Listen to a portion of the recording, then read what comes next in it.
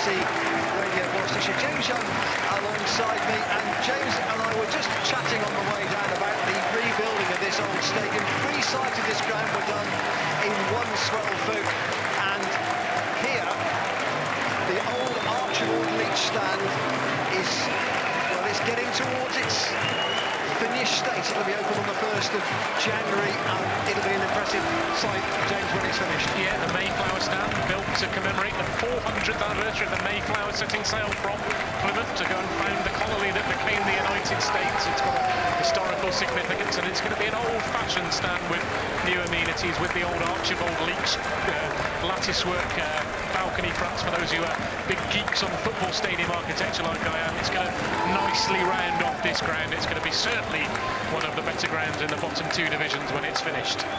So give you the 2 teams then, which will be officiated by our referee today, Scott Oldham. The Cheltenham team unchanged from the side, the 11 that started against Bradford City on Tuesday. So Scott Flinders in goal. The back 5, it might end up being a 5 today. Sean Long, Charlie Raglan, Ben Tozer, Jacob Reeves and Chris Hussey. Then the midfield, Connor Thomas and Jake Doyle sitting behind Ryan Brew, and then Gavin Riley and Luke Varney up front. One change to the squad from Tuesday on the bench. Will Boyle is fit, so he comes in place of Tav Campbell. So the bench, Dan Barry, Chris Clements, Will Boyle, Alex Adai, George Lloyd, John Tay-Smith and Rhys Lovett, the reserve goalkeeper. So for Argyle, they played at Crawley on Tuesday where they drew 2-2. There are 2 changes for them. Byron Moore is injured and Jose Baxter drops out of the 18 completely. They bring in George Cooper, who will play in midfield. Exactly where, it's a bit of a debate at the moment. Dominic Telford will definitely play up front alongside Joel Grant. So their team at the back, in front of Alex Palmer, the goalkeeper. 3 centre-halves, Will Aimson, Josh Grant. There are 2 Grants in the Plymouth team, and Gary Sawyer, and then probably Joe Edwards in a holding role in midfield, and then we think Sarcevic, Anthony Sarcevic, George Cooper, Danny Mayer and Callum McFadzean behind Joel Grant and Dominic Telford. Their bench, Scott Wood, Niall Canavan, Ryan Taylor, Connor Grant, no relation to the other 2, Kaladi Lolos, young Greek forward, Adam Randall, and their reserve goalkeeper, Michael Cooper.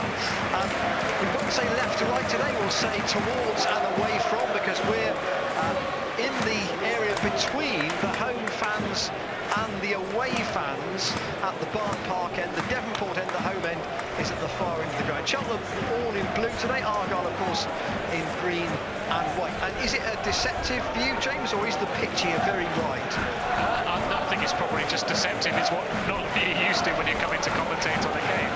Obviously we're right behind the goal, which Scott Flinders is defending in his orange shirt, and Cheltenham will be playing away from us. We do have the advantage of some monitors in front of us, but we're told that we're on a 5 or 6 second delay, so it's going to be an interesting experience, but we'll try and give you as good as we've got. And it's Cheltenham who are playing away from us in this first half, which means that Argyle will play towards the home end in the second half, which is what they would normally prefer to do. So Cheltenham all in blue, playing as away from us in the first half, and Connor Thomas gets us underway with the ball out to the left-hand side. Chris Hussey with his header forward in front of that now increasingly modern-looking Mayflower stand. Argyle push the ball forward, but it's played out by Jacob Reeves into midfield. Ryan Brew to Connor Thomas, short to Riley, and Riley to Charlie Raglan. He's going to have an important job today, Raglan and Sean Long trying to contain Danny Mayer on the Argyle left. Cheltenham's keeping the ball at the moment, and Tozer across the back line to Greaves, and Greaves will go back to Tozer again. And Argyle not pushing up too far, so Tozer's got room to go into the centre circle and then play the diagonal again, looking on the right-hand side for Chris Hussey, but George Cooper heads it out. So it looks as if Cooper is going to play on the right for Argyle, and Joe Edwards just sitting in front of those 3 centre-backs. Yeah, Joe Edwards, that's his position, isn't he? He's a player well known to Cheltenham. I think he trained with him a couple of times during pre-seasons when he was between clubs. He's from born in Gloucester, played for FC Hynham and opened their clubhouse facilities a few years ago, and he's one of those ones I would imagine out of contract in the summer that would have been across Michael Duff and Mickey Moore's radar to come to Cheltenham, but obviously chose to come to Plymouth. Here is Broom, 40 yards from goal, goes wide to the right to Sean Long. First chance for him across, it's blocked though at source by McFadzean, comes back once more, and into the box for Varney, who's sent flat at by keeper Palmer. Cheltenham still return the ball in again, and that's clipped off the top of the bar from Chris Hussey. His cross in, and Palmer, did he get a touch? The answer is no, it's just clipped off the top of the bar and out for a goal kick. But Luke Varney in space, and Alex Palmer had to come out to meet him and just got enough on it to flap the ball away. Yeah, because we've got these screens in front of us, I was able to have a look, and it was actually a poor touch from Varney. He tried to bring the ball that was coming across him down with his right foot, and in the end it just went a bit too far out of his feet. He got between the two defenders and was, if he could have brought it down, was in a position to score. And you just expect Luke Varney in those positions to see the net ball. But that's a couple in the last few games where he's proven that he is, at least in his Cheltenham career, proving to be a bit human. Right, Mayer for Plymouth, playing towards the goal that we're closest to. And Scott Flynn is trying to organise his defence as Cooper, the left footer, playing on the right, gets to a shooting position 30 yards from goal, but he goes wide to the left looking for McFadden. Sean Long is there right with him, and the referee says no foul. Sean Long was strong in the tackle there, and he clears Long from the right back position up towards the halfway line. Second ball needs to be taken on by Charlie Radcliffe. He does get it, and Broom to Connor Thomas to Jake Doyle-Hayes. Cheltenham playing a series of short triangles inside their own half, and Ben Tozer tries to clip it up the far touchline, and it's gone out of play almost on halfway. And social media channels are open this afternoon. Twitter at BBC Gloss, of course, and on text 81333, starting message with the word Gloss. Here's Paul Phillips. Yes, Blind Dave's been in touch on text lines in. Says a point today, as we've all been saying, would be amazing. 7 out of 9, but who knows where this journey is going to end. A fantastic start to the season. Let's just keep it going, lads. And safe journey home, says Blind Dave. P.S. Talking about different stands, do you remember the old stand at Swindon on the, I think the Shrivenham Road side? They got it from the Edinburgh military tattoo at Tidworth, says Blind Dave. It came from the Aldershot Athletic Ground, Dave, and Accrington Stanley bought the sister stand of it. It sent Accrington Stanley bust on the transport side, but yeah, Swindon Town got a lot more use. It lasted until 1994. I certainly remember it being from Aldershot, some connection with Aldershot. I couldn't have told you the exact history, but of course Paul... Every day's a school day on BBC Radio Gloucestershire, isn't it? I'm learning so much this afternoon. Paul would know that type of thing. Here, it's still Argyle 0, Cheltenham 0. We've had nearly 4 minutes. And Cooper on the Argyle right is shown down the line by Chris Hussey, and his first touch is too heavy, out of play for a Cheltenham throw to be left by Jacob Reeves to Ben Tozer. We've seen already that this game's going to be quite open. The way that the two midfields are set up are going to lead to that. Cheltenham are playing with Thomas and Doyle-Hayes as the two sitters with Broom in front. Plymouth are almost dovetailing against that with Edwards deep, and then Sarcevic and Mayer as the two men in advance, which means Cheltenham have a lot of defending to do, but it also means that they can work opportunities on the counter-attack, because they're going to have a few more bodies going forward, and we've already seen that a couple of times, that Broom's got on the ball on the half-turn in space, and that's going to be a good opportunity to get Cheltenham forward on the front foot on the break. I mean, I don't say you ever allow a team to have the ball, but there may be an element of you pass it, we pass it here this afternoon. Here is Josh Grant for Plymouth. There are 3 Grants in their squad, but none of them are related to any of the other 2. And Argyle with a possibility here for Mayer inside the centre circle. Very good dribbler with the ball, Danny Mayer. Fadzien and Raglan with a good interception. Raglan and Long, to me, are Cheltenham's 2 key players today, and then Jake Doyle-Hayes tries to play a ball forward looking for Luke Varney, but it's too heavy, and Alex Palmer in the Argyle goal picks it up. Edwards is dropping very deep, and Fadzien has the ball back from Gary Sawyer, the captain for Argyle today, to Aimson, and Aimson to Josh Grant, young player on loan from Chelsea. Centre circle. Turning is Telford, one of the former Bury players signed by Ryan Lowe during the summer. Mayer running hard now at the Cheltenham penalty area, gets into all right position, but Fadzien was being marked. Still Mayer might get a cross in here, though he's turned away from Connor Thomas, gets into the penalty area, but Fadzien almost had the ball under his feet, couldn't quite force it out for make a shot on goal, but Argyle still have it. Here's Cooper now on the right, inside right channel. Connor Thomas, an interception, but gave the ball away, and Argyle work it to the left once more. Here's Mayer again, running at Sean Long. Gets into the penalty area, confronted by 3 Cheltenham players. No ball into the middle. Raglan and Connor Thomas need to clear it. And Raglan plays the ball to Thomas, who up the touchline, gives it away again with a weak pass, I'm afraid. Back to Argyle with Edwards. Edwards 10 yards beyond the centre circle, goes to Sarcevic. Sarcevic to Cooper on the Argyle right. Back to Josh Grant, almost on the halfway end. Back again to Aimson inside the centre circle. Also ex-Berry, short to Joel Grant, just dropping a bit deep. Striker who previously at Crewe. Here's Mayer again, running at Raglan, ball to the middle, straight to Flinders. Mayer getting room on the Argyle left. Cheltenham mustn't like to have that.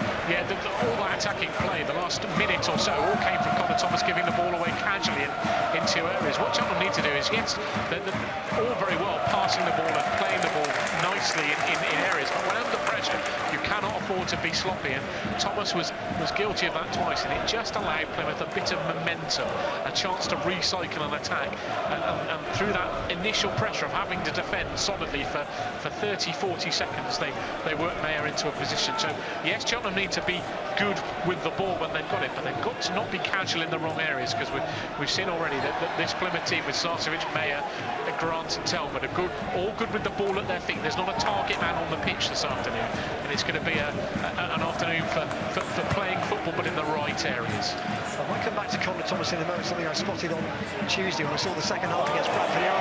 Going to the box. Here's Grant. Joel Grant, that is shot blocked. It'll come almost out as far as Sarcevic. He's given it away, and Sean Long will head away from us towards the goal at the far end, over the halfway line. He's got Gavin Riley in support wide on the right. But just over 8 minutes, it's still Argyle 0, Cheltenham 0. BBC Radio wants to show Paul Furley's match day. We're live on DAB. On FM, it's Gloucester Rugby against London Irish in the Premiership Cup. That's also on Freeview Channel 735. And Forest Green against Stevenage is on 14-13. Tozer, Argyle backing off, gets into the centre circle, gets a clip ball over the top, looking for Gavin Riley's run. Riley reaching, but he can't get that for a goal kick. So Connor Thomas, on Tuesday, well, I watched the second half against Bradford, having come back from the cricket. Almost every pass from Thomas appeared to be first time. Yeah. Every single ball. You think, is there just a split second that he might to take a touch and make a pass a bit more secure? But maybe that was the way he was coached at Liverpool in particular. Well, I think it's the way that Michael Duff wants him to play as well. I think what we're seeing, Connor is the deepest of the 3 midfield players. Ryan Broom's almost a forward in the system they play. But what Cheltenham tried to do is they tried to get the ball into either Doyle, Hayes or Thomas, and then they look for a different angle for a different pass. And if you've got the ball on to pass it first time, then do it. Have the confidence to do it. And it's important that the 1 or 2 slack passes don't stop him from wanting to try to do that, but it's just the casual one where he almost didn't look and played it straight to Mayer that you've got to get out of your game. Here is Thomas shot from a goal kick after Argyle played a heavily weighted forward ball. Raglan back into Tozer, and Tozer to Jacob Greaves. Reason to think that Greaves is still only just 19 years old. Clearly came on a recommendation from Grant McCann at Hull. We were talking on the way down here about 2 years ago. Cheltenham played a back 4 in a game with Taylor Moore and Joe Rodon, both regulars in the Championship now, one an international player, and you'd say, on the early evidence, that Greaves is better than the 2 of them. Well, chance possibly here for Argyle. Raglan tried to chest down a cross, and it fell straight to Dominic Telford, and his left-footed shot straight at Scott Flinders. Yeah, a bit of a let-off. It would have been an unfortunate one, because Tozer went for the header in the centre of the pitch. He missed it, because Charlie Raglan didn't really have time to adjust. It just hit him on the thigh and bounced straight into the foot of Telford, and the shot was straight at Flinders. But again, Cheltenham just given the ball away in a sloppy area there in midfield, overplaying a bit. Aimson looking for McFadden on the Argyle left, didn't reach him.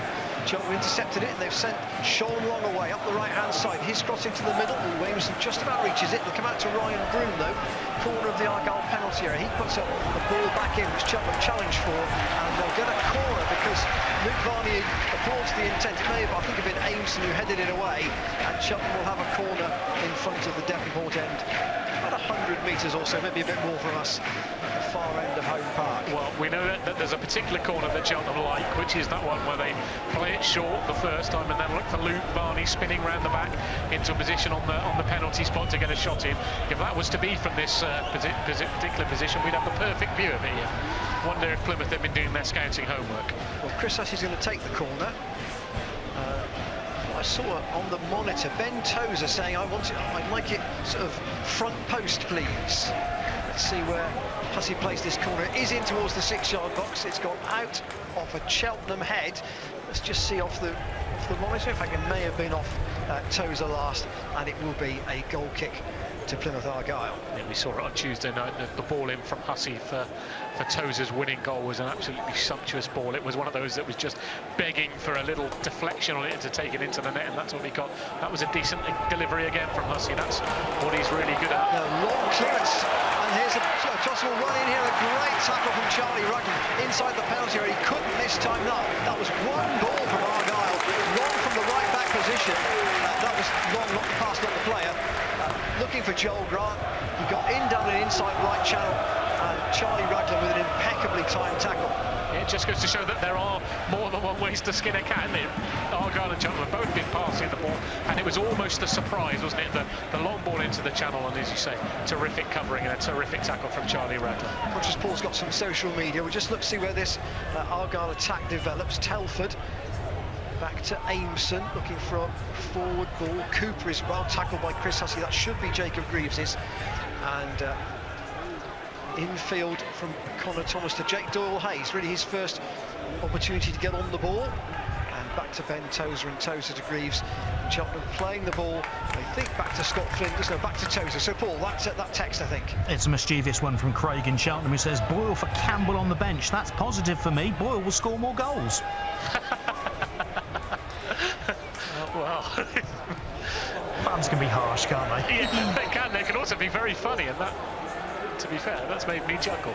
Yeah, not had the greatest start as Tebon, and I think if you'd have looked at it on Tuesday night, the forward options that were otherwise on the bench in Jonty Smith and George Lloyd, you'd have all said that they would be coming on, and Alex Alley, of course, you'd have said he was the fourth choice striker, fourth choice forward option on the bench, and that really does tell you about his first team prospects at the moment. Not to write him off completely, but he just clearly needs to do more. Now, the referee's still, he's given a drop ball here for something. I think it was the ball hit the referee, and when the ball hits the referee now in this new modern law, it's deemed an immediate drop ball. Uncontested, of course, because it was an Argyle ball. Here's Dominic Telford turning on the halfway line, gets away from Jacob Greaves, running at Ben Tozer. He's been allowed to run an awfully long way here, and good stop from Scott Flinders to his right-hand side. Telford, arguably, should have scored from there. Argyle still pressing though.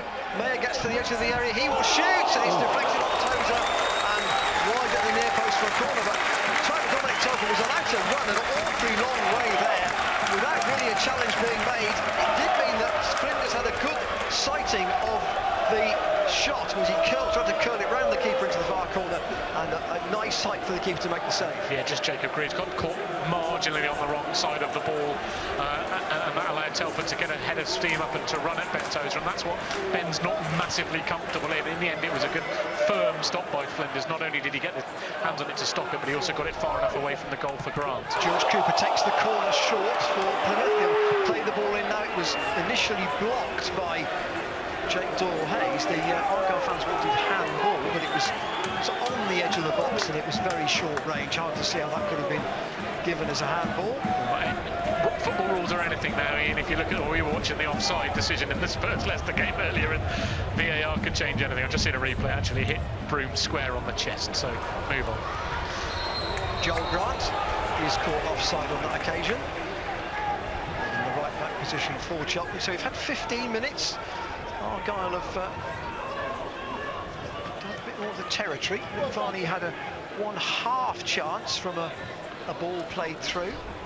I think we probably had exactly what we were thinking to have. Two sides that are reasonably confident playing on the ball, and Cheltenham look a threat on the break, but Plymouth with their Sarcevic and Danny Mayer, the two of the better attacking midfielders in the division, have looked lively when they've had the ball, especially with Mayer. But you wouldn't say that Cheltenham are being completely outclassed here. They're giving something to the game, and they're showing and competing and showing that confidence on the ball that we saw on Tuesday night. Here's Broom, inside right channel, low ball in from long, met by Sawyer at the near post. Conor Thomas needs to make this header, because otherwise Joel Grant's going to get the wrong side of him, which he does. Fortunately, Cheltenham do have players back, and Doyle Hayes takes the ball off Joel Grant. And Charlie Ragdon tries to switch the play, looking for Gavin Riley. He's not offside, and the ball, I think, in the end, will break to Sarcevic just on the edge of the centre circle. Doyle Hayes challenges with him. Referee says no foul, and Cheltenham keep playing out to the right-hand side. Short line with a diagonal into the box. Gavin Riley on the jump. He's not the tallest, and George Cooper is being pressurised now, and Varley just does enough to pull Cooper's arm back. He actually had a little, it will be a free kick to Argyle inside that. Yeah, had a little dig at the ankles just as he went past, and Cooper needed no second invitation to go over it. Poor 20 minutes so far from Conor Thomas without the ball and with the ball. Missed a crucial header there, giving the ball away a couple of times. Just needs to really get involved in the game the same way as Doyle Hayes has. Doyle Hayes has won a couple of sort of 40-60s in his favour, loose balls, and that's what Cheltenham need to do in cut down the supply before it gets to Mayer and Sarcevic. Just trying to stop Gary Sawyer coming out on the break here, and then he's bring and Doyle Hayes is going to get a card from the referee.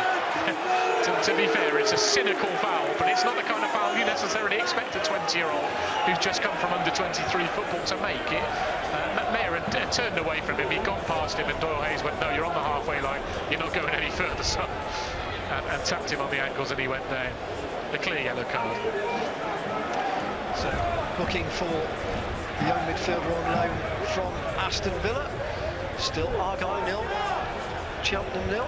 Here on BBC Radio Gloucester. Paul Furley's actually, we're on DAB this afternoon. Commentaries on Gloucester Rugby on FM and Freeview 735 and Forest Green on 14:13 AM for you today. We're going through until 6 o'clock to get all the reaction in after 5. And here is Sawyer, the Argyle captain, left side defender, forward looking for Joel Grant. Nets that one under his foot. McFadden in the area, and there's a very good block from Ben Tozer. McFadden couldn't quite get the ball in the right place to pull the trigger on the shot, and Tozer with a good block, another Argyle corner. It's clever dummy by Joel Grant. He just left the ball, and that allowed McFadden, he was the third man running, to leap onto the through ball. It was Raglan and Long, it was the right back that got completely taken away from it, and in the end Tozer came on cross, and that's the second really good tackle in the box to stop an Argyle attack. Cheltenham just need to liven up a bit. Here's corner played short to George Cooper, little step over, ball whipped into the far post, right across the front of the goal. Scott Flinders let it go. I'm not sure he knew where that was heading. No, just seen the replay, it wasn't far away at all. It was maybe 6 inches to a foot away from the far post as it swung past the top corner. It was certainly a teasing ball. I don't think it was necessarily a shot from Cooper. It was one of those where you float it towards the back post.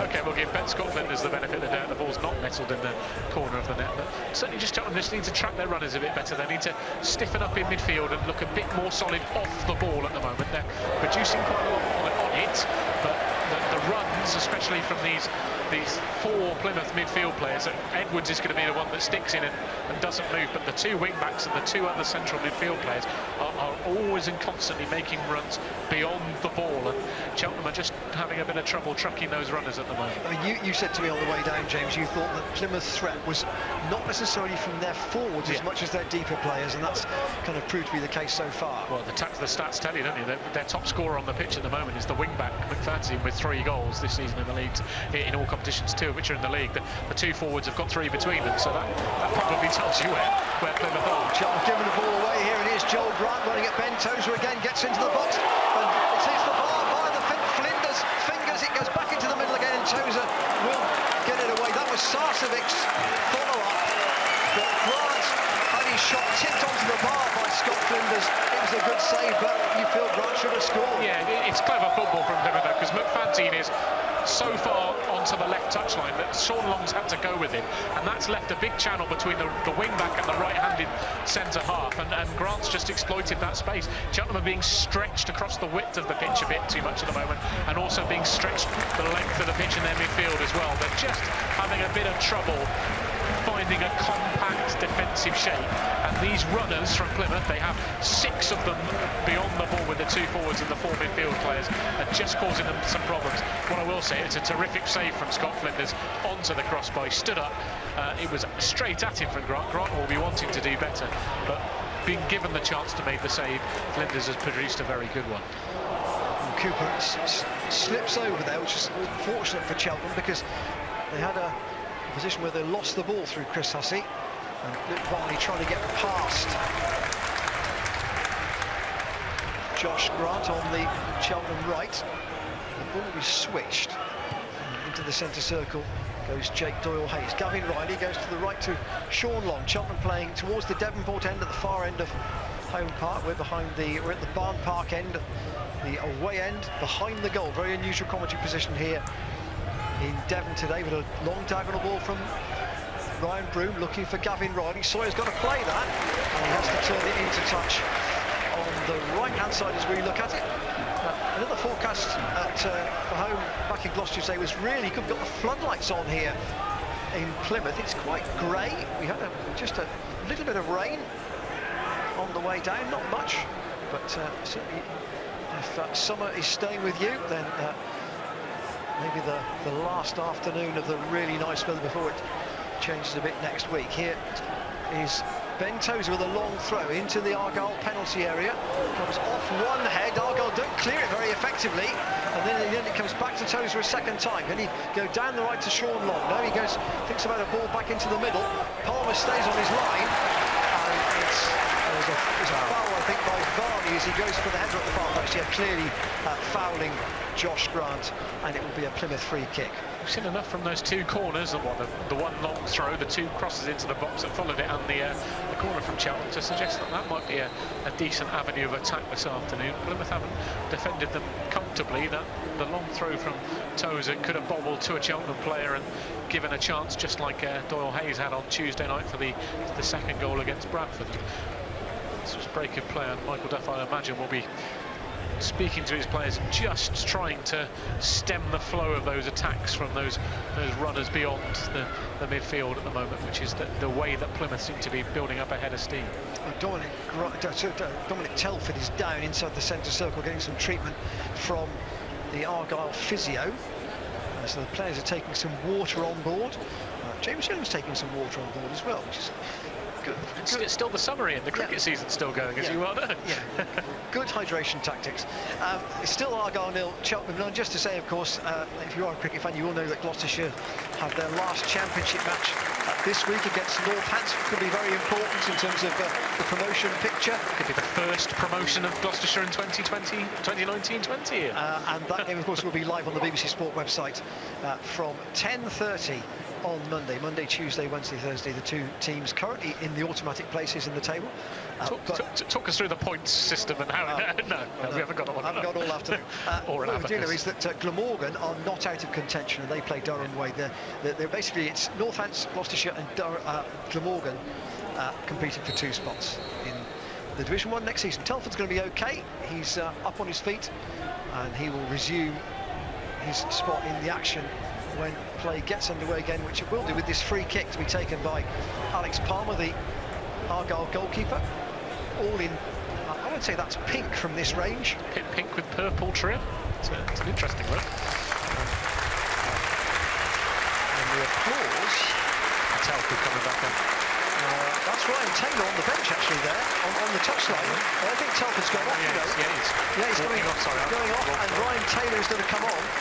So that will change Argyle's tactics at the front of it. Ryan Taylor, more of a player who holds play up. He is the one target man in the 2 squads, isn't he, really? Yeah. It's an old-fashioned number 9 with number 9 on his back. Telford off after 25 minutes. And Ryan Taylor, with his distinctive auburn hair, ginger, you could call him that, I suppose. Sandy coloured hair, comes on in his place. Jason Taylor coloured hair. Yeah, Jason Taylor coloured hair, but no relation to Jason Taylor, I don't believe. Battling with Jacob Greaves, but foot up from Ryan Taylor as his first involvement in the game. Still, Cheltenham 0, Argyle 0. Ben Tozer with a poor pass, and here is Sarcevic trying to play Joel Grant in again, and Tozer atones for his earlier mistake. by getting a tackle in, and Cheltenham play the ball wide to the right, and Sean Long can't get it up the touchline. McFadzean and Cooper, as coaches say, do make the pitch big, don't they, for Plymouth Argyle? And it's the way they work the tactics, because they stretch the pitch, it pins the Cheltenham wing back in, and then if you want to keep the middle three, the three centre-halves compact and tight in the middle, it gives you a bit of space between them and where the wing backs are, and that's the space that Mayer and Sarcevic are exploiting really well. You can see that they're a team that are really playing to their strengths and to their idea. There's Mayer forward again, just outside the penalty area. Ragland brings him down, clearly outside the box. Referee Scott Oldham says it's a foul, it's not a card. The Argyle fans might tell you differently. And a free kick opportunity now for the home side. Just seen a replay of it, yeah. No, I mean, it's an honest attempt at the ball, but he's about a week and a half late. Given the position, it's what, a yard from the corner of the penalty area on Cheltenham's right, then you expect probably a card to be given in that situation. No card was brandished, so here is a set-piece chance then for Plymouth. Joel Grant is just outside the 6-yard box, lurking dangerously. Cheltenham trying to hold a high line with a wall of two. Sawyer over the ball and goes beyond the penalty box, beyond and out the other side. In fact, it's gone out for a throw. I thought it might have been a goal kick, actually, but the referee didn't. Josh Grant just got a foot to it and put it off for a throw-in right by the corner flag, which Ben Tozer will try and probably hit halfway with now. Cheltenham have got through 28 minutes. Not without a worrying moment or two, but they haven't created very much in the top third, if we're honest, at the moment. No, well, they just can't get out, really, can they? We've seen, in many ways, they've been their own worst enemies at allowing Plymouth onto the attack by 2 or 3 times. Yes, trying to play football, but just the Plymouth press has been onto them. You can see that this Ryan Lowe has done his homework about the way that Cheltenham are trying to play into midfield and then out to the wide positions to get the switches in. And Plymouth are pressing in those positions very well, and Cheltenham just can't get that foothold in midfield like they had on Tuesday night against Bradford. Here's Edwards over the halfway line. Ryan Taylor has made a run down the right flank. Here he is. He's naturally left-footed, so he'll probably cut back infield or give the ball back to Sarcevic. Cooper's waiting on the touchline. Here he is, running at Chris Hussey. Tries a little drag back. Those two would have been at Bury together. Not been at Bury together. Hussey would have been at... Hussey will be very lucky to get away with this, because he did pull it back, having been beaten, but it seems that the Doyle Hayes tariff for the yellow card is the one that we have to hit.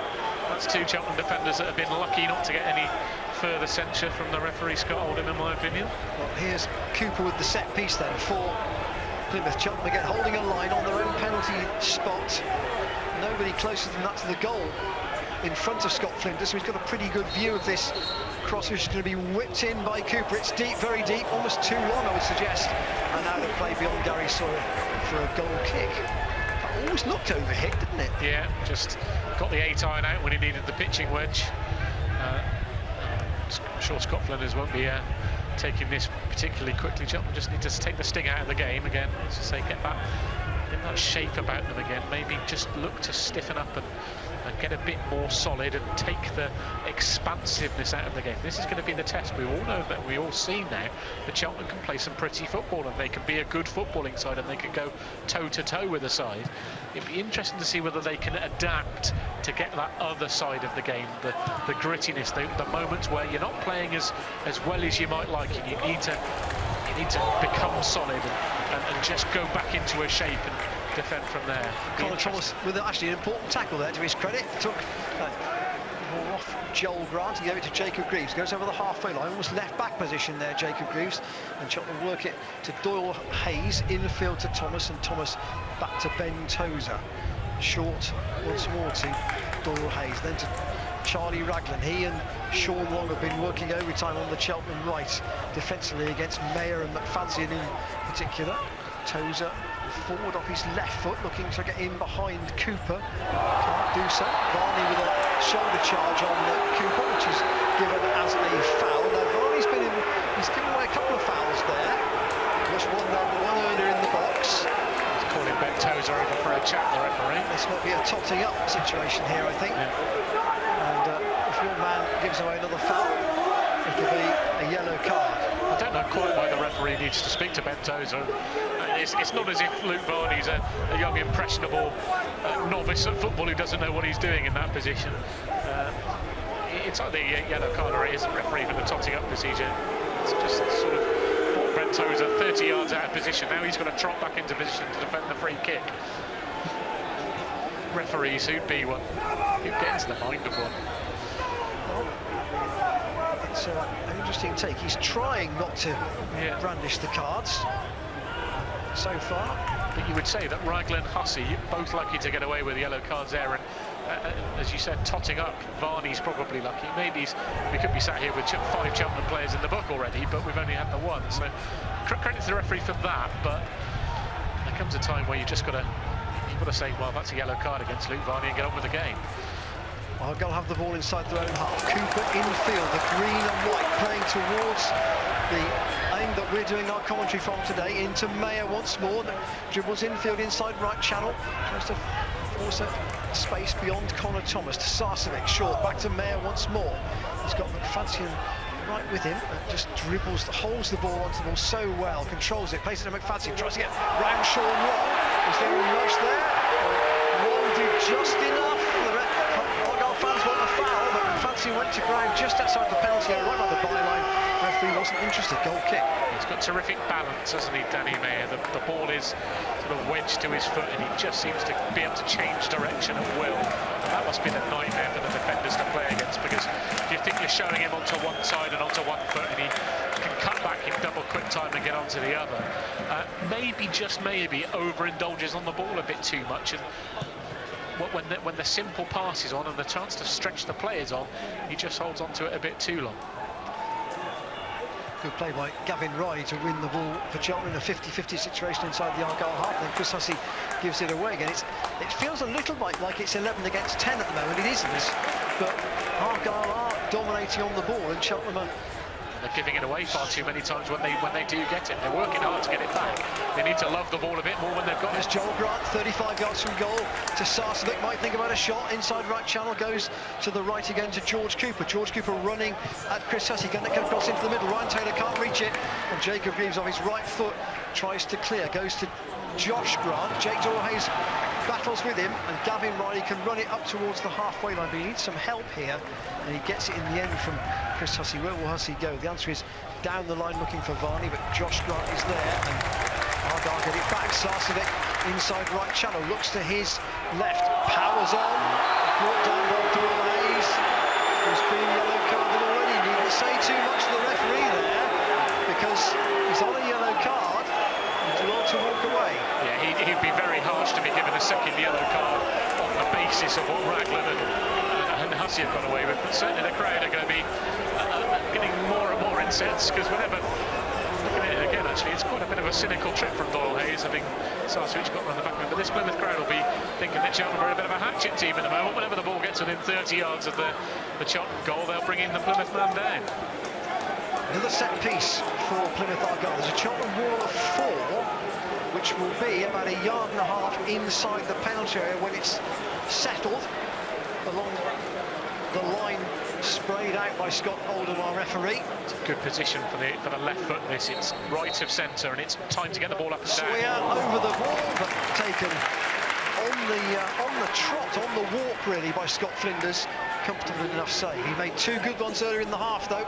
A low one to the right from Dominic Telford, who's since gone off and been replaced by Ryan Taylor, and then a tip onto the bar from Joel Grant. At the other end, Alex Palmer, apart from that rather flappy save from Luke Varney, hasn't really an awful lot to do. No, and Cheltenham have struggled to just get out. It'd be interesting to see Michael Duff if he tries to do anything tactically different. Now at Salford he went to a 3-4-3 just to give them something else to think about in the shape that they were trying to attack in the second half, and I wonder if that would be the option this afternoon as well, with Riley and Broom push into a more attacking position in an attempt to try and pin Plymouth in and stop the sort of attacks coming from deep. James Young with us on BBC Radio Gloucestershire this afternoon. Paul Foley's Match Day on FM, DAB, 14:13 AM, Freeview 7.3, Channel 735. There are 3 commentaries across the various platforms. We're on DB here at Home Park. Sarcevic running at, but not past Ben Tozer. And Jake Doyle-Hayes does just enough to give the ball back to Tozer, and Tozer to Connor Thomas, who didn't read that pass very well, and Argyle once more have it back. Sawyer once more. Going towards us on the Argyle left. Raglan did just enough there. McFadzean played the ball behind Danny Mayer, and Ryan Broom on a possible break. Can he find a pass to Gavin Riley? The answer to that is he's held the ball up and tried to lay Varney in here, and Aimson on the turn does just enough. He's being pressurised by Gavin Riley, and in the end I think Riley is penalised for a bit of a bumble of a challenge, and Aimson goes down inside his own penalty area and really a free kick to Plymouth. Good play from Broom there. He tracked back to get back and help his side win the ball, and then was able to travel, because Plymouth get a lot of men beyond the ball, he was able to travel a long distance with it, and just needed maybe a bit earlier a pass, a bit better a run from either Riley or Varney, and Cheltenham could have had a good chance on the counter-attack. There is something in this game for Cheltenham. You just feel that through sheer weight of pressure, it's going to pay eventually for Plymouth. 9 minutes now, 8 minutes to go till half-time, plus time added on for the injury to Dominic Telford, which ultimately had to see him replaced. And Ryan Taylor, the man who came on, now has the ball. Still 0-0. George Cooper through the legs of Chris Hussey to Sarcevic, tries to drive on a run down the Argyle right, but Jake Doyle-Hayes puts in a good block tackle, and Sarcevic goes back towards the halfway line. He's going to start again, back to Cooper on loan from Peterborough, and his ball back into the Argyle half forces Josh Grant to turn and give it to Aimson, centre-back, the centre of the three centre-halves, and that was a centre-halves pass. It was the first time we've seen a centre-half play a longer ball, and it was too long for McFadzean out for a throw. Yeah, again came from another bit of attacking play. Cheltenham just giving the ball away, because they haven't got the target man.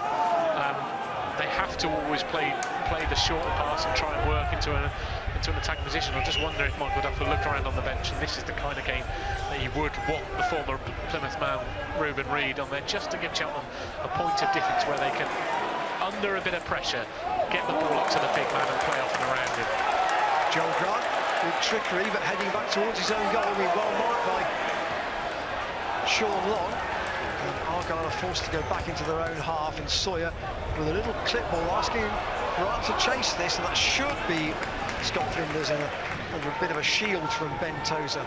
The Robins keeper comes out and gathers. It worked that slightly better than Southampton did in the last minute against Bournemouth last night, where Angus Gunn and Bednarek left it for each other, and in the end Callum Wilson stole in for a tap-in. Thankfully Scott Flinders, a little bit more decisive, came out and got the ball. Gavin Riley tries to get on the end of Flinders' long clearance, doesn't get it entirely where he wanted it, but Connor Thomas can pick up the second ball, and Jake Doyle-Hayes will go into Ryan Broom inside the centre circle. Back to Doyle-Hayes again. Raglan's in quite an advanced position here, inside right channel. What will Raglan do? He goes wide to the right to Sean Long. First time cross from Long into the box. There's a man at the far post, and it's a tremendous goal by Luke Varney. Absolutely unmarked. Where was the Argyle marking? Varney 6 yards out.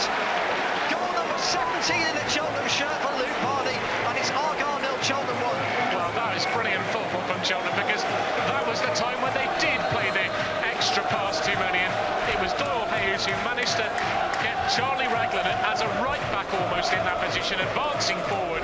It got a 2-on-1 against the Plymouth wing-back McFadzean. He was able to find Sean Long wide on the right. Long's ball was terrific. We're just in the replay of it now. Long's with a great cross. Varney had pulled away, and I tell you what, it's a fabulous header from the 36-year-old who just stood there and said, right, OK, there we go. There's my second goal of the season. Happy days. Terrific header. Third goal of the season. Terrific header from Luke Varney, but terrific football from Cheltenham. They've had to hang on in this game, but the crucial thing is that when they've had the chance to deliver a telling and quality bit of football, four players, Doyle-Hayes to Raglan, Raglan to Long, Long to Varney, they've all delivered. I'm sure Michael Duff will realise that they've ridden their luck a bit, but they've also had the quality to strike and take advantage of that luck. And even at 100 yards range, you could see how clean that header was. Yeah. Well, he just stood there, didn't he? He stood there as though he was like, OK, yeah, that's what I do. I'm Luke Varney, I just score goals like that. A really emphatic header, but terrific football from those four players. And it also must be said that the marking from Josh Grant of Luke Varney wasn't the best. No, but that's the quality of Luke Varney, isn't it? There's a player who's been there, done that, got the t-shirt, knows how to pull a defender around the penalty area and make space for himself. Meanwhile, Argyle going forward here. Sarcevic into the penalty area. Was that ball out of play? Yes, it was. And it will be a goal kick. It's gone out of play off Sarcevic. He was into the box, inside right channel. The ball hit a defender as he tried to cross it, and then it ricocheted back off Sarcevic and out for a goal kick. Yes, Varney's third goal, as James says, of this season. And in all for Cheltenham, Luke Varney, whose birthday I think is next Saturday from memory, has scored 17 goals for the club in this is his 48th match. It's not too shabby a record, is it? Well, it's a bit, particularly when you count the goals that he scored between sort of November and February last year, and then the importance of those games. I thought about the Yeovil games, the games against the teams around Cheltenham in the league, with Cambridge, that he was almost the difference between Cheltenham and the other teams there. Now he's got better players around him, playing to a better system, so he's not actually as sort of crucial and important anymore, but still 17 goals in a season is a fine effort.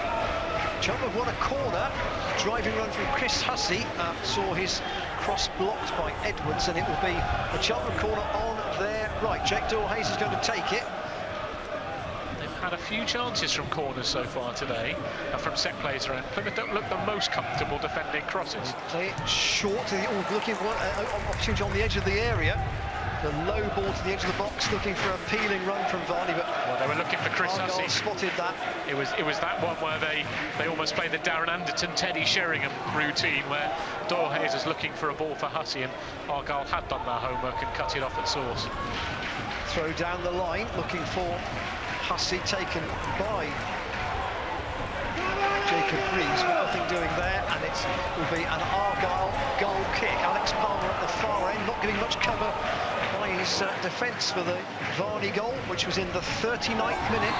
We've got 2 minutes to go at half-time, plus added time for Telford's injury.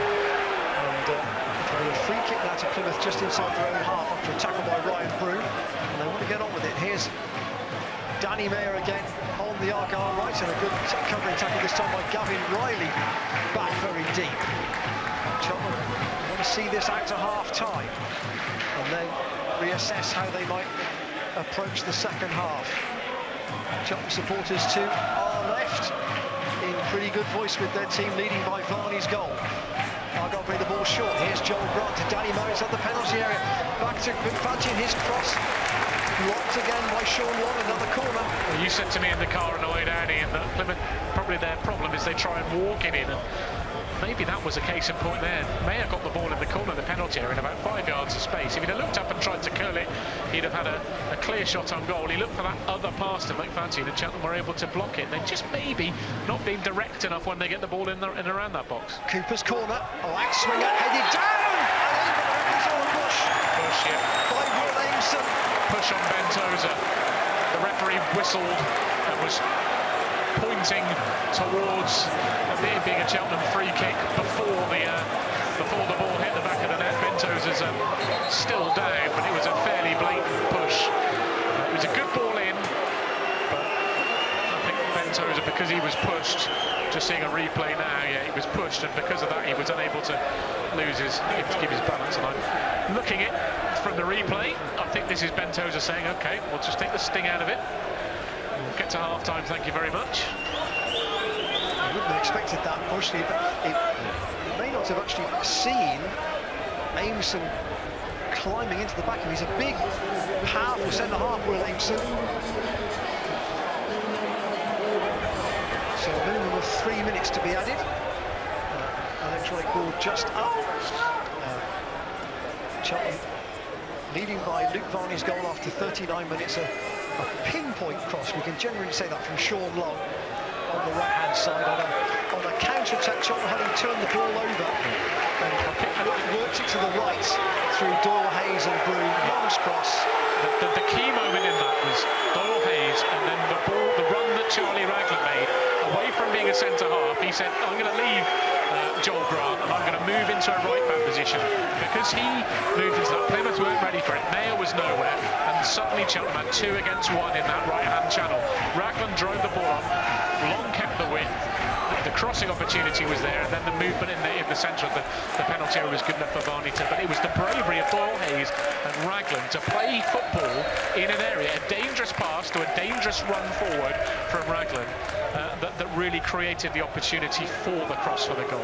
And that's what I'm sure what Michael Duff will be most pleased about, is having been on the back foot for so much of the game that his team had the confidence to still do that. We're into the 3 minutes of added time.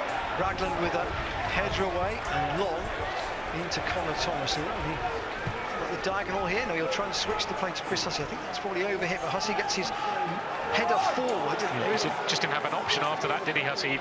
All he could have done was either seen that out from the side of the pitch or headed it into no one, and he had to do the latter. McFadzean, who just tries to keep that ball in play after a really long switch of play from George Cooper from right to left. McFadzean couldn't do it, and it would be a Cheltenham throw, and Tozer with Ross top cross to take it. He'll take his time. It'll be a long throw down the touchline, and Cheltenham just eking out whatever seconds they can at the end of this first half. I reckon we've got about a minute left of injury time, but we'll have some time left added on, won't we, I think? For Tozer's stoppage. Another good header this time from Gary Sawyer, Plymouth's captain, out of play on their left. The Green Army, as they're known, a huge flag being sent around the ground before the match. The green and white quarters with "We Are Argyle" on it. They'll be playing towards the home end in the second half, but those in the stand to our right, reasonably quiet at the moment, with Cheltenham leading by 1-0.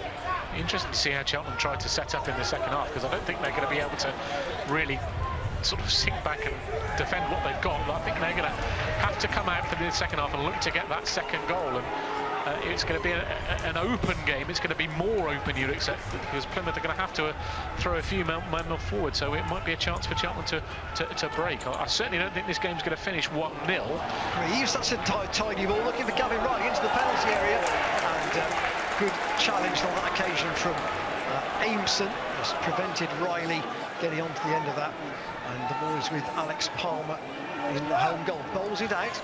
Argyle not hurrying, even though we're in the dying seconds of the first half. 22 seconds beyond the... Keen to get to half-time at 1-0. A good covering header by Sean Long, with a cushioned header back to Scott Flinders. Long today, just the ideal man to have on the right-hand side, i.e. basically an out-and-out right-back, yeah, who's just playing a little bit wider.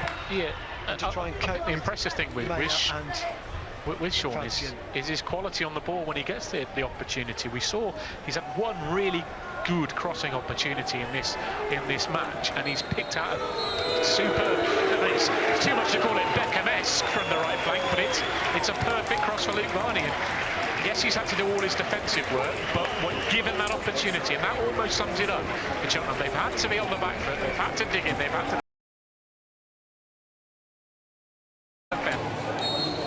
First news of a Cheltenham change at half-time, which is Chris Clements on for Jake Doyle Hayes as we get away at the start of the second half. Argyle playing towards the Devonport end at the far end of the ground, and a cross by McFadzean immediately goes out of play for a goal kick. So Doyle Hayes off, Clements on, midfielder for midfielder, but Doyle Hayes had a card, James Young, had he not? He had a card, and he was also probably told the referee you're only going to have one more, because he created a second foul that gave Cooper a chance from a free kick, and he was going to be treading a tightrope, and it's going to be a difficult afternoon enough for those Cheltenham midfielders in that second half, without one of them being on the tightrope of a yellow card. So probably a sensible decision. Nothing against Doyle Hayes playing badly, it was literally to save him and save the Cheltenham team from having to go man down, I would imagine.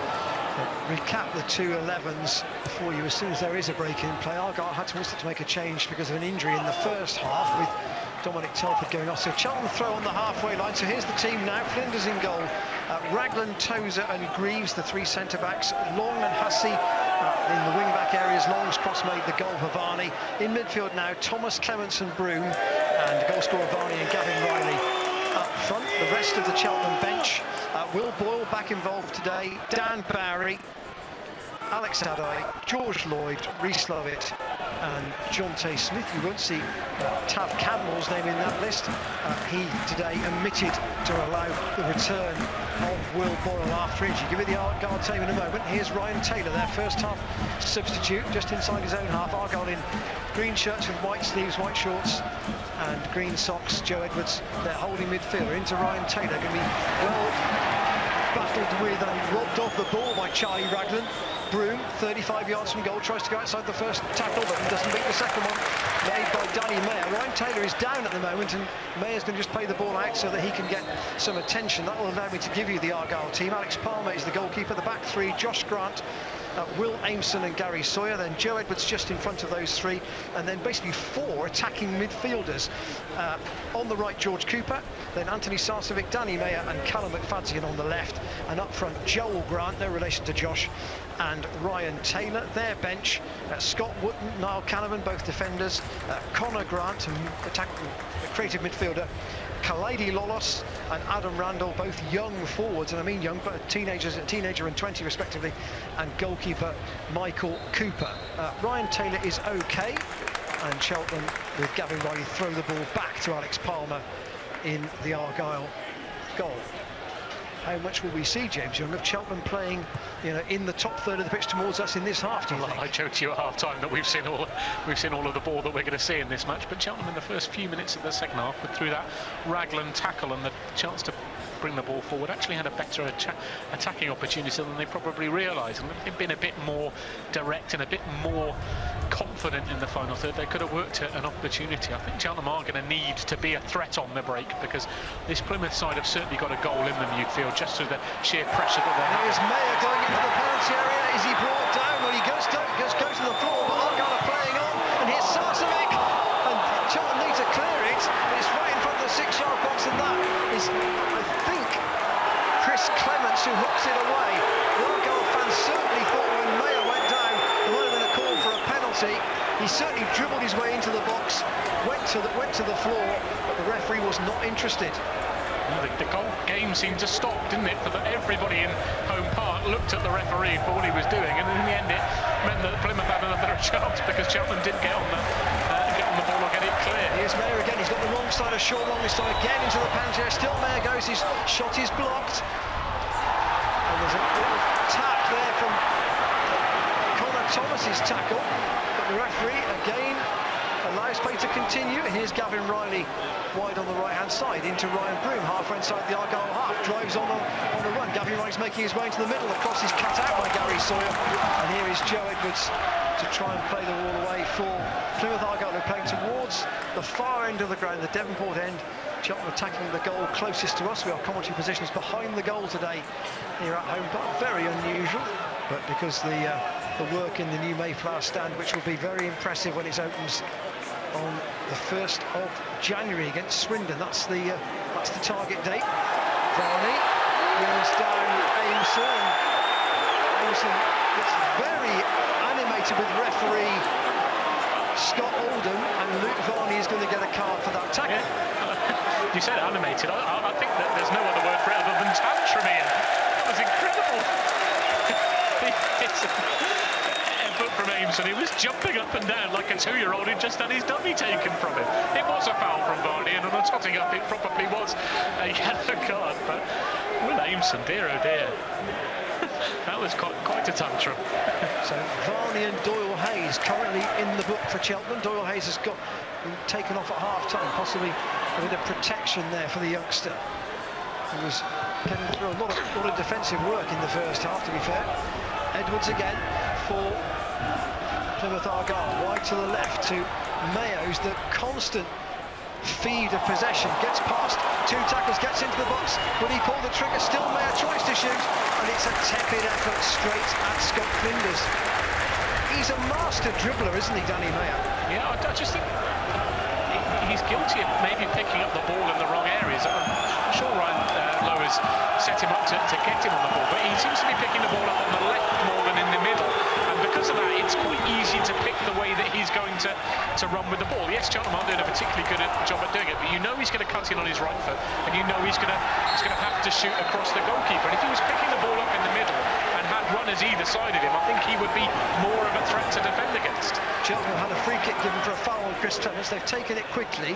Ryan Broome's making his way into the penalty area. He's not offside. Gives it back to Long. Can Long put another cross in? That's a dangerous one, and Gavin Riley can't reach it at the far post. It has to be played away by Cooper into touch on the right-hand side. And the Argyle defence were appealing for something, maybe an offside against Broome when he was involved in the build-up to that cross. But again, referee Oldham not interested. We've had nearly 7 minutes in the second half, and Cheltenham still lead by Varney's goal, which was 6 minutes before half-time. The positive thing is that Cheltenham are still looking to be a threat on the break, looking to...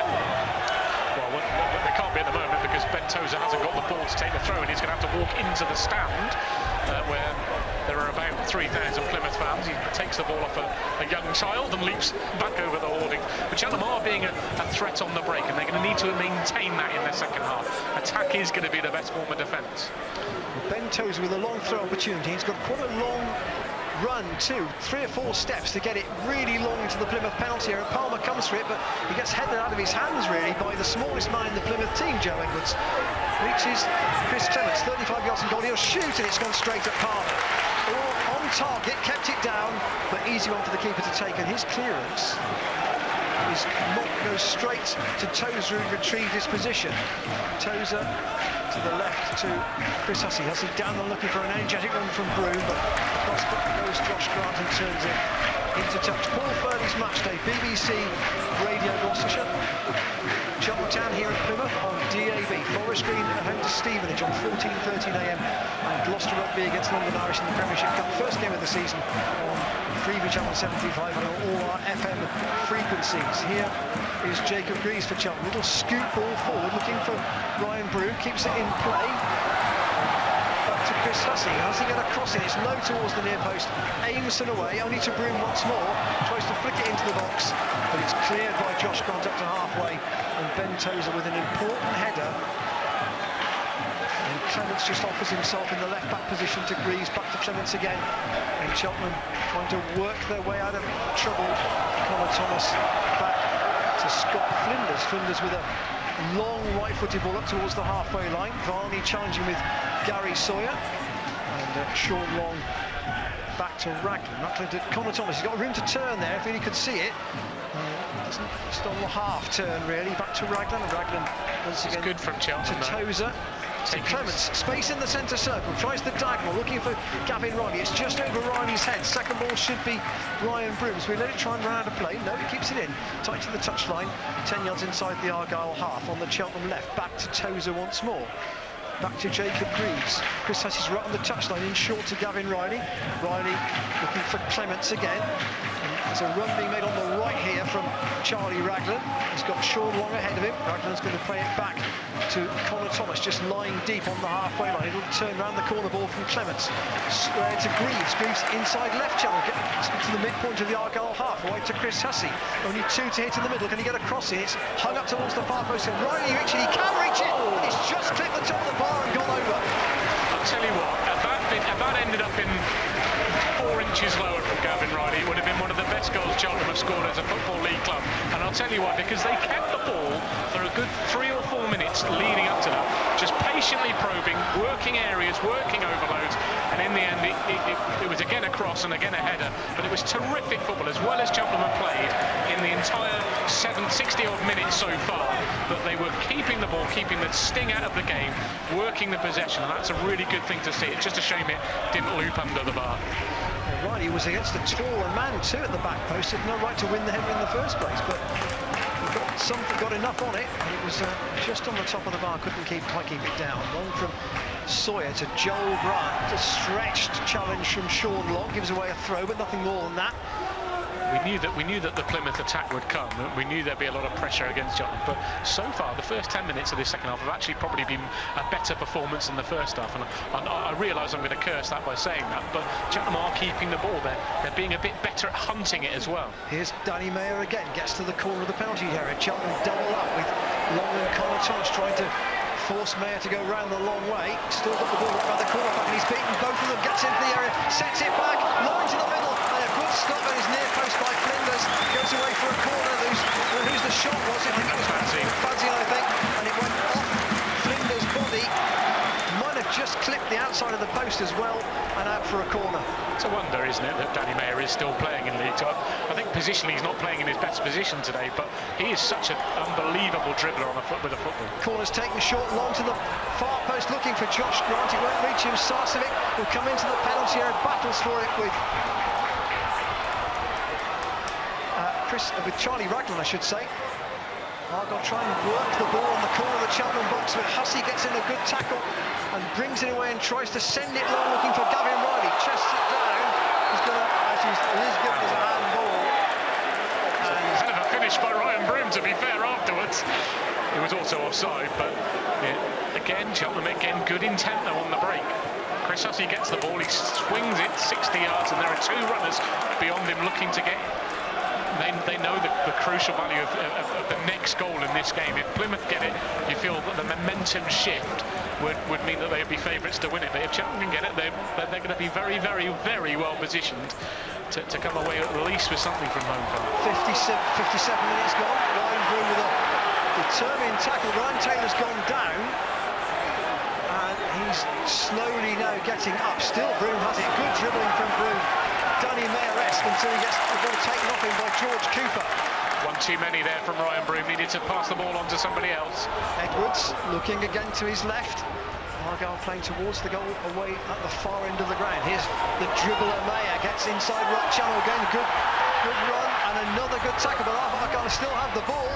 Mayer tries to turn into a shooting position inside the D, and Cheltenham close the door and bring it away. This is really open to watch, isn't it? Yeah, well, Argyle are having to throw men up, and Cheltenham are keeping two men, Varney and Riley, in attacking positions in every time. Long switch ball from Connor Thomas. Hussey into the box. Varney's there again, and he can't quite reach the low cross into the middle inside the 6-yard area. It took two deflections, and had it not done so, Varney might have got a toe on the end of it and forced a save from Alex Palmer. Yeah, I think getting not seesawed one way or the other. Varney's got to tap in for 2-0, but that all comes from the fact that Cheltenham are remaining positive. They're not sinking behind the ball and reverting to the side. They're keeping two forwards up, and they're looking to hit Plymouth early. Whenever they win the ball, they're looking for early for Riley, early for Varney or for Broom that are making forward runs. Mayer into Joel Grant, turns on the D on the edge of the penalty, gets the 1-2, and another good stop from Flinders from close range. This time a gets on from Danny Mayer coming in off his right foot. Can't believe how he's stopped that. Mayer can't believe it anyway. Here's Sarcevic with a low shot, blocked again by Chris Clements. Aimson gives the ball away, and Cheltenham go long through Connor Thomas, looking for Gavin Riley. Gavin Riley battling with Josh Grant. Riley's gone down. Referee says no foul. Well, they're holding his head though, but yeah. And referee says Riley has to get to his feet. Play will not be held up. Cheltenham will form a couple of subs. Here is Sawyer, wide to the left of Fazian. His low cross is blocked.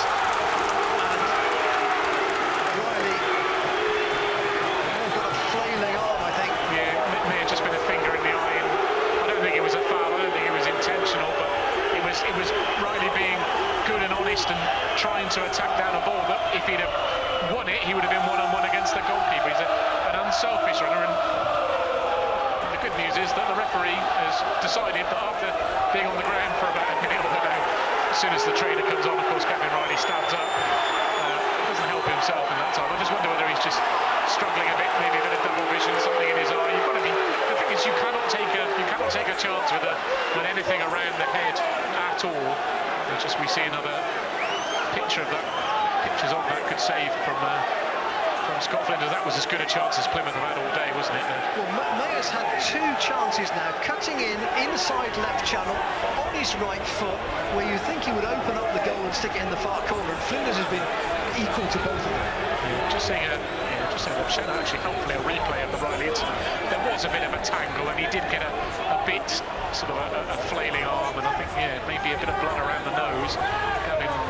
Gavin Crowe, is certainly tending to the Scotsman with a trusty towel. I wonder if he did catch a blow to the nose, and if he is bleeding from the nose, then the referee really should have stopped the game.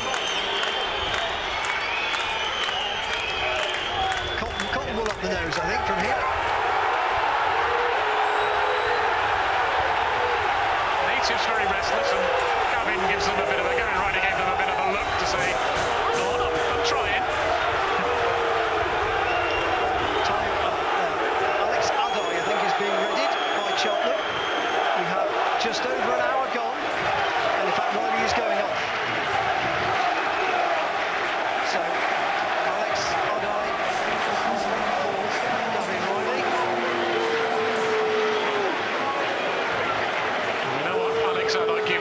you running off the ball, but what he's going to have to do is he's going to have to be diligent defensively, and that's not always his strength. Yes, he's going to give Cheltenham a really good threat when they have these opportunities to break with his dribbling and his direct running, but it's going to be important for him that he's also does the other side of his game and stops those Plymouth attacks from source if he can. There will be a Plymouth throw back parallel with the penalty spot at the Devonport end, far end from us. And it's short by Sawyer to Danny Mayer. Again, pass two into the penalty. Still Mayer shoots right across the goal this time. It's like a one-man attack for Plymouth at the moment. Danny Mayer right across the goal. That didn't miss the far post by much. It's one of those, isn't it, with Mayer. He's clearly a very, very good player, but it's almost as if some of the Plymouth players say, well, let's just leave it to Mayer. And that can lead to his own problems in a way, because yes, he's a fantastic player. He's too good to be playing in this division, and it's a shame really that he didn't have the wherewithal with what happened with Bury to go to a higher level and play that, because he can probably play in the Championship. But there can be a case, we've seen it with Cheltenham down the years, that they'll just break off. Here's Adai, tries the first touch with it, swats the ball, floats him 30 yards out, fairly central position, defender in front of him, but had the confidence to take it on, lifted it high over the bar. Cheltenham have actually had more chances in this second half, when they've probably been stretched more than they were in the first half than they did when they scored in the first half. They've had 3 or 4 attempts. Maybe they've not got the shot away, but they've certainly been in a good position to break, and that will be encouraging. There is signs that the second Cheltenham goal could come. 18 minutes gone in the second half. Cheltenham still lead by Varney's goal in the first half, but they give it the ball away. Here's McFadzean driving hard in the penalty area. He shoots across the goal, and that is quite actually a long way wide of the goal at the far beyond Scotland's left-hand post. Just a sloppy ball from Ryan Broom that time. Charlie Raglan had won the ball in a defensive position, and Broom, I think, was trying to hook it over his head, and he ended up sort of getting it off the toe end of the boot, and it spilled forward to McFadzean, who would have otherwise been in a close to an offside position, but because it had come on the Cheltenham man, he was free for a chance to run on goal. On our squad rotation, James Young's on a run of 3 successive Cheltenham Town games. Apologies for that. No. Shouldn't say that at all. Home to Crewe next week and away at Oldham. He's certainly be spaced for the next 3 weeks. Unlike me. I'm dropped after today. Well, I'm not surprised. Here is Aimson for Plymouth Argyle, halfway inside their own half, the centre-back. So we've seen one Argyle sub already, enforced in the first half, and Dominic Telford went off. Don't have an awful lot left in terms of forward options. Grant creative midfielder, but experienced forwards. Taylor was the logical choice when Telford was forced to go up after 25 minutes. Here's George Cooper. Diagonal ball from him, looking again to the right-hand side. Sean Long with the header out, but you can rest assured that Edwards will go to Mayer once more. Connor Thomas goes across to try and prevent him running into the box, but he's so well balanced. That touch was a bit heavy, and Charlie Raglan cleared up to the halfway line. How far will Cheltenham push up is the question. The answer is midpoint of their own half, but that's all. Here's Edwards with a lot of blue in front of him. Cheltenham all in their blue kit today. Here's Yuri Blue. And to the right again, and here's Josh Grant, heavily advanced for once. Tries to find a ball to the right-hand side. But Joel Grant spins it back to George Cooper. Can he get a cross in from wide on the right flank? He can't. He'll win a throw though, I think, right by the corner flag on the Argyle right. Just one score from you from elsewhere. It's now Manchester City 7, Watford 0, with 25 minutes to go. Here, we've only had one goal, but it's been really interesting stuff tactically. And here is Sawyer, once more to Mayer, wide on the left, back to Sawyer again. Here's Edwards just beyond the centre circle, central position. Looks to the right-hand side, the runner hadn't gone, George Cooper, and it's gone out for a throw deep inside the Cheltenham half. Yeah, it's not to say that they're running out of ideas, Plymouth, because their one great idea is to give the ball to Mayer, but I just think, release the point here, he's too much on the left for... If you're looking at Cheltenham, where would Cheltenham like to defend him? They're not doing a great job of defending him on the left, but I think if he was running at them in the centre and he had runners either side of him, he'd be twice the threat. And because he's playing on the left, that Cheltenham can almost maybe get him into areas where he's dribbling past them, but he's not being able to affect that telling final pass or that telling cross or shot. And at the moment, Plymouth are just beginning to get a bit frustrated and trying to force it a bit too much in the final third. And that's where you can see Cheltenham getting a chance on the break. Sorry, James, here's McFadzean. Good tackle from Sean Long. The ball's gone out of play, I think. It has, and it's gone a lot out of play off. McFadzean for a Cheltenham throw. McFadzean just down at the moment, so might need some treatment. Haven't had an attendance figure for today, but my guess is it would be, if it's not 10,000, it won't be far short. Yeah, and it's a loud crowd, isn't it, here? Possibly because everybody's sort of congregated into that one stand or the two stands to our right and at the far end. You certainly, you know, when a decision's not gone Argyle's way because the crowd is very loudly behind the referee. McFadzean's on his feet again, but Cheltenham have the ball from the throw-in. And here is Colin Thompson, a good ball to Ryan Broom. Now, where's Adai running? The answer is wide to the right. That's where Broom wants him to go, because he creates an angle for the pass, and here is Adai wide on the right-hand side. He's going to run at Gary Sawyer. Gets the byline. Can he get the cross in? He can't. He's got a corner, though. I tell you what, had it not been blocked off at source, Luke Varney was making a terrific run to the front post. He'd done the old classic where he'd gone deep towards the far post and cut across two defenders, and he would have been on the end of it had Adai's cross got past the first man. Just goes to show the importance of having a forward that's able to create space in the penalty area. He did so for the goal. Had Adai's cross worked out there, it would have been more than likely 2-0 Varney 2 for Cheltenham. So a corner to Cheltenham, down in front of us, in front of the goal, closest to our commentary position. 16 players or 10 players in the 6-yard box. Yeah. Chris Hussey will take the corner. All sorts of argy-bargy in front of Palmer, and he goes right through the box. 6-yard box, and out the other side it'd be another corner. There was chaos in that area. I tell you what, and Palmer did not have a clue. That is the footballing equivalent of threading a needle. I think there were 12 players in the 6-yard box. The ball's gone across the 6-yard box at chest high, and somehow not one of those players has been well, one player obviously did, a Plymouth player somewhere, because the referee's given another corner, but not one of them got anything on the ball. Now there's only two Cheltenham players in the 6-yard box, something different from the variation corner here, and Chris Clements take the corner from the right. They've gone towards the edge of the area, and the second ball is well spotted by Aimson, and a foul given away. It's actually harsh. Tozer won the ball there. Tozer on Will Aimson as he tried to keep the attack going, and Argyle playing the ball out. Just over 20 minutes to go. Cheltenham still leading by Luke Varney's goal. 6 minutes before half-time, but I've got at least 4 good saves from Scott Flinders on my notepad. But Cheltenham have had in this second half 3 or 4. Okay, they've not ended up with shots on Palmer's goal, but they've been ones where you think, well, they're only one pass away from getting in here and having a simple chance. So Cheltenham are a threat on the break. They're more of a threat in this second half than they were in the first half when they scored, and it's just whether they're going to be able to time that final pass, make that final run and get that finish as to see whether they can get anything out of the game and get that, what we think is going to be an all-important second goal. Varney's pinched the ball off Josh Grant. Again, just nearly, isn't it? Nearly, but not quite. It's not ended up in a chance, but he was millimetres away from getting the right kind of touch that gives him a simple chance to make it 2-0. Cheltenham with 2 players on the floor there. Alex Adai just trying to turn Gary Sawyer and get away from him right behind the touchline. Of course, play's got some social media, which I'm just conscious we might get to in a moment when this attack develops or breaks down. And the answer is it's developing with Chris Clemenston. Luke Varney gets into the Argyle penalty area, tries the shot.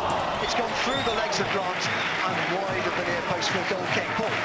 Yeah, it's from Breton Day, who's moved away, so he's able to pick up a foreign feed of this today and watch. He says, one of the most breathtaking games to watch, even after Tuesday. Can't tear myself away. Moments of pure class from us in such an open game. I've got everything crossed that we keep them out now.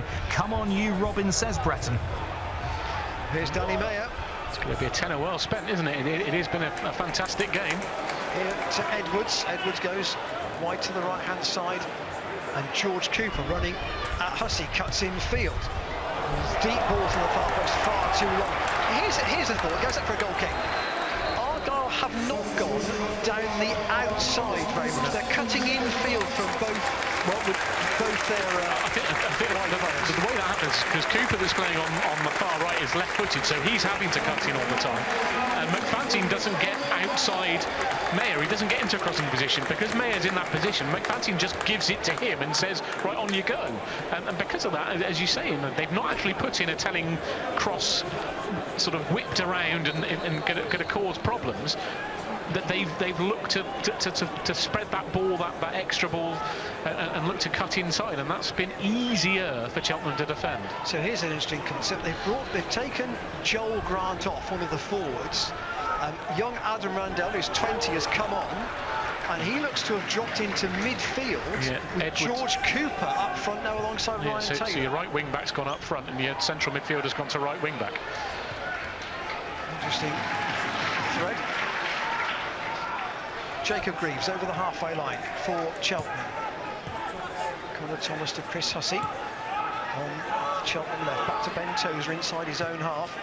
Thought about the diagonal, goes wide to Charlie Raglan. There's a bit of room for Raglan. Right back position now, he tries to go for the longer ball, nodded down by Varney, but not to the intended target. Ryan Broom had made a brilliant run off the ball there, and if Varney had again been able to get him in, he was actually between the two centre halves. It's again just so close.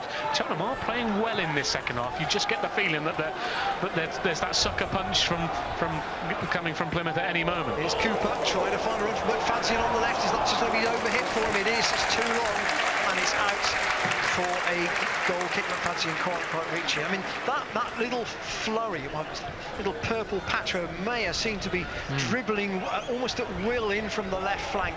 He had two shots, both of which were saved by Flinders, one to his left, one low to his right at the near post. And those look like being crucial saves at the moment. Yeah, they do.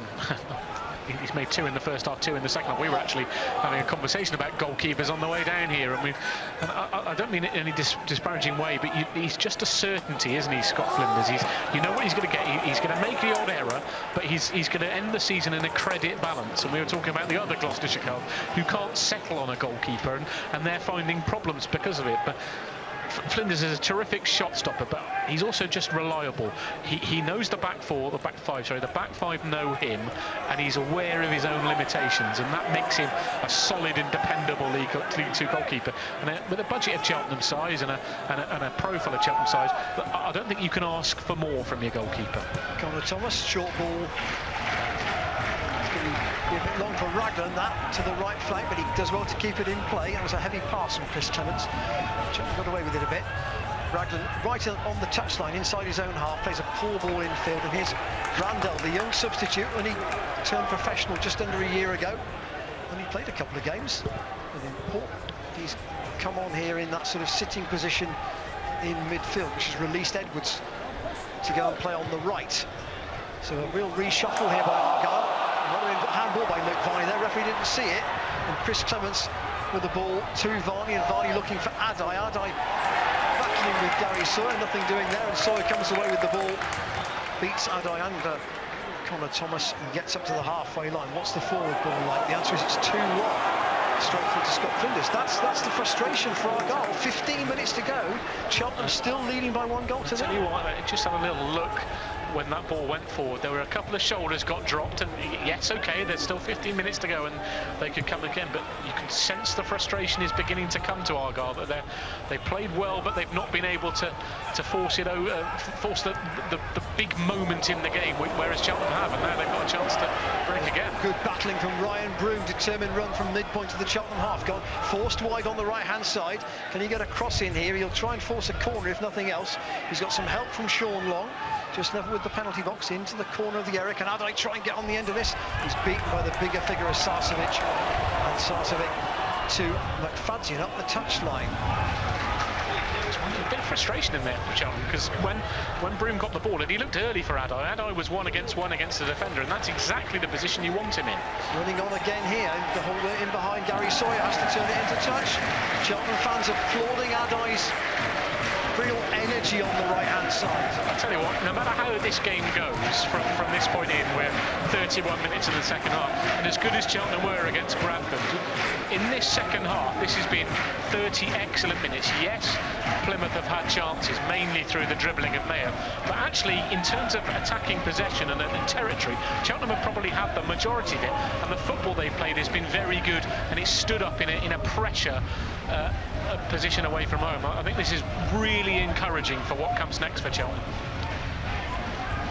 Tozer wide on the right. Clip ball in, looking for Varney, can't reach it. He puts it into the Cheltenham fans behind the goal.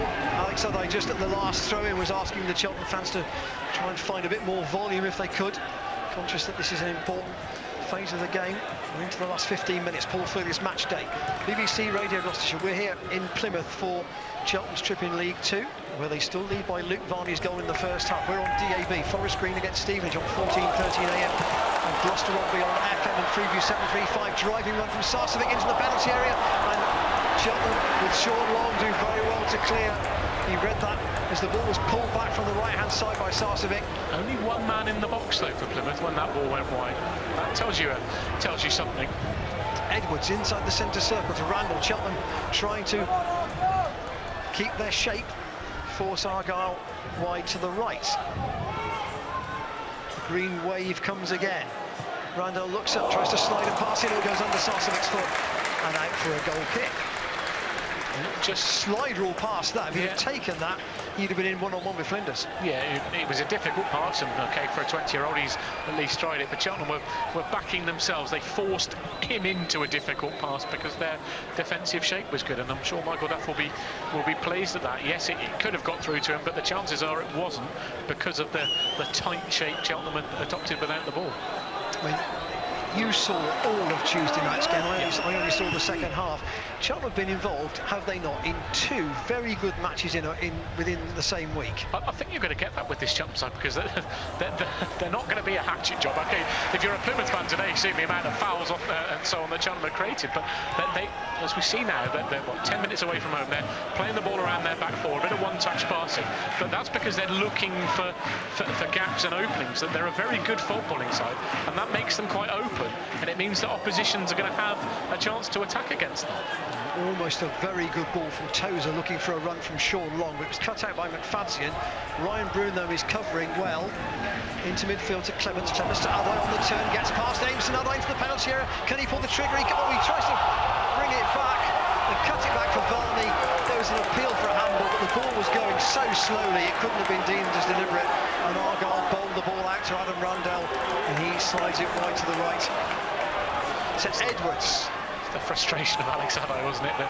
Such a brilliant turn to deep cross from the right. That was a good ball in actually from Sarcevic. Flinders with a tremendous catch. Again, only one. Just where Palmer didn't catch the cross from Long in the first half. Yeah, but just go back to that Adai moment because Ryan Broom was having a little sit down for cramp. I'm not surprised. What's the old phrase that 2/3 of the earth is covered by water, the rest is covered by Ryan Broom? He's an incredible runner off the ball, and I'd imagine he's probably quite tired. But that moment from Adai, he did so well. He turned inside his defender, and just when he thought, okay, drive with the ball, he almost sort of lost his footing and then tripped over it while he was looking for Varney. You'd almost want him to say, spin past the defender, one touch to steady yourself and shoot. It doesn't matter if it doesn't go in. It doesn't matter if you miss the target wildly. I want you to have the confidence to think 3 touches, control, steady, bang. Because the old adage, if you don't take a shot, it's never going to go in. But in the end, he sort of tried to hold it up and maybe play a cross ball to Varney, and then ended up sort of stabbing at the ball. Alex Adai plays best when he plays on instinct, when it's 3 touches and away, out of his feet, gone. And he just needed to do that then and didn't. You're not very old, James, are you? Thank you. Cheltenham had a striker back in their conference days, first time round, called Chris Townsend, who people used to say was much better playing on instinct. Yeah, I think that another one, Dale Watkins, was quite similar. Just again, all pace and power, but if you thought about it, you thought, oh, well, it might not work. But Alex is all about power and pace. And if he tries to do subtlety, I'm not sure he's got it. And just in that position, it was such a brilliant control and turn that he got himself into a channel. Varney was up with him, but yes, it's okay, good trying to find Luke Varney, but I just think have a shot there, because if you get a good connection on the ball, it forces Palmer to save it. It might then create the chance for Varney that way, but I just feel that he maybe just thought about it too much and the chance is gone. But the chances are still coming for Cheltenham. That's encouraging.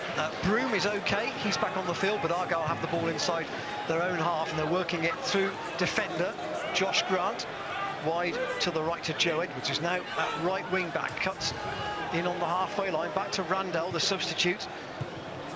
This looks like the shuttle man in the midfield, but Argyle lose the ball again, and Cheltenham again will go long, looking for Adai's run in behind Josh Grant. Can he keep it in play? Right by the corner flag. It's deep, but Argyle have to track back because Adai's got it under control, tries to get past Grant and then loses his footing in that Adai kind of way. And Edwards will play it up the touchline, looking for a run from Cooper. Tozer won't stand on ceremony there, and he'll hook it high onto the roof to stand on the right hand side. But Adai chased that lost cause, got into the good position, and then didn't quite do what he intended to. It was a decent ball from Clements over the top for him, because it tells you that he's got the beating of this Plymouth back three for pace, and they're playing quite high up. So if Cheltenham do get the chance to win the ball back with a tackle or a second phase in that play, and they just need to look over for the top, because Alex will be a willing runner. Here's Mayer again for Plymouth Argyle, stopped by Connor Thomas on that occasion. Again, down a bit of a blind alley for the fact that he was coming in off the left flank. Back heel by Thomas, infield, that was very delicate to Ryan Broom on the halfway line. He's got a man with him on the right who is Varney, and he saw the ball go under his foot. That was rather a shame. Tottenham on the break there. Sarcevic. Crowd today, 8,956, 250 Cheltenham supporters to our left, trying to watch Danny Mayer again on the flank, right by the corner flag. On the left, looks up, he's got Connor Thomas and Sean Long in front of him. Still Mayer tries to set it back for Randall. Will he shoot? He will. It's right-footed, and it's well wide of the right-hand post. And again, a few shoulders get slumped by Plymouth players in that. Again, it was Mayer creating the chance and rolling it wide for Williams, but he was the only player that was in a position to get a shot on goal, and that again I think tells you quite a lot about Plymouth, that they've got some terrific midfield players.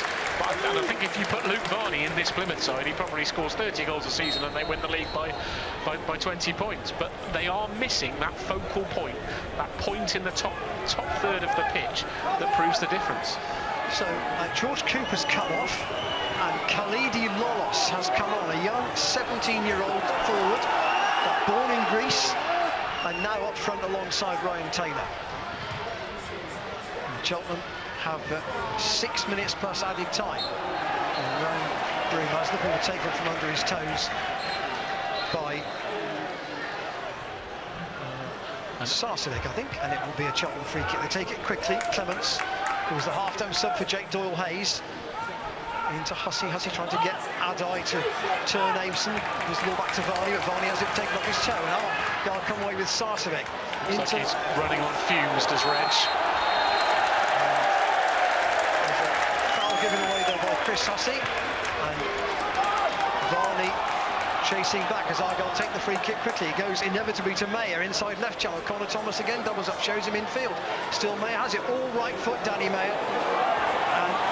Well battled for by Thomas, just drives the ball into the Argyle half, but it means it gets Cheltenham up the pitch. I just think they've been a bit predictable this second half. Cheltenham know that they're going to face Mayer, but they know if they turn him inside and don't show him any space beyond them, that he's going to end up running across the pitch. Lolos, well tackled by Connor Thomas. Varney loses the ball, and Thomas will try and slide a pass down on inside right channel looking for Adai. Will Aimson is there, the centre-back, and he covers up and gives it to Sawyer, and Sawyer wants to give it to Josh Grant. I wouldn't be surprised to see Luke Varney come off. He really is. He's trying, but there isn't that same authority about his control of the ball and so on. Because 4.5 minutes plus added time. George Lloyd perhaps would be the logical choice. Yeah, and George Lloyd is stripped and ready. Here is Sawyer in to Ryan Taylor, back to goal, back to Sawyer once more, little pass in looking for McFadzean, back again to Sawyer on the left, room for the cross, low into the middle, cut out by Tozer at the expense of a throw. Good work again from Ben Tozer. think Raglan's struggling a bit, 2 out there for breath. It's been a long afternoon for these Cheltenham defenders. Yeah, they've put a lot of work in, haven't they? But a lot of work off the ball. On the right side, yeah. right-sided defenders in particular. Josh Grant goes to the Argyle right-hand side this time. Here's Edwards, short to Sarcevic, back to Edwards. Argyle are continuing to play the same way, despite the clock being against them. Sarcevic, 30 yards from goal, just outside the D. Colin Thomas right with him. Cheltenham put 2 into the tackle and clip the ball away, but it doesn't find Adai, so Mayer gets it. Looks for a pass back to Sawyer, the supporting left-sided central defender. Adam Randall's only got 2 players to his right. Everybody in the Cheltenham half, even all the Argyle defenders are in the Cheltenham half at the moment. Good dribbling run on the right-hand side, low ball into the middle, cut out by Ben Tozer, who hauls his back 4 out of the penalty box. Good covering from the Cheltenham skipper. Back again to Aimson. Cheltenham inviting Argyle to try and break them down, but they're trying to hold their shape. They're just trying to mark up. Mayer once more with 2.5 minutes of normal time to go. Oh dear. Slid in. So that was a late tackle by Raglan, and he will get a card for that, no question. It was pretty agricultural from Sean Raglan. Charlie Raglan. Keep on calling him Sean, because I keep on getting him muddled up with that player who used to play for Dover. Cheltenham needed to sign Sean Raggett. Yeah. Cheltenham have changed the sub. It will be Jonty Smith to come on rather than George Lloyd. They won't make the change on this free kick though. About 2 yards outside the corner of the left corner of the box. It will be Mayer to take, I would imagine. He is the only player over the ball, so it's clearly his. Actually, McFadzean is now joining him. Cheltenham have got a wall of 3. Everybody is back defending. 2-on-1 at the back post. Cheltenham haven't picked up. Mayer whips the ball in. Be clean through. It wasn't a good one. They've got to start again. And they go to Edwards. Edwards can go right to the right. He goes on a shallow angle. Goes off a Cheltenham head. Not sure who cleared that. He goes out for a corner. Charlie Raglan again. Cheltenham just needed to be careful there, because there were 2. There were Josh Grant and Sarcevic free at the back post, and the free kick got there. Rain coming down now here at Home Park. That sort of thick drizzle that we were promised at this point of the afternoon, if the forecast was right, on the BBC website this morning. Corner to Argyle, floodlights on. Played short to Mayer. We're in the 89th minute. Can he work across? Ryan Broom is trying to get a block tackle in. Adam Randall's cross is far too deep, and it's out for a goal kick. The youngster overcut that, and Cheltenham will be more than happy to take their time. They'll take the time with Varney being replaced by Jonty Smith. He's at the telling moment in the match, isn't he, again, Varney?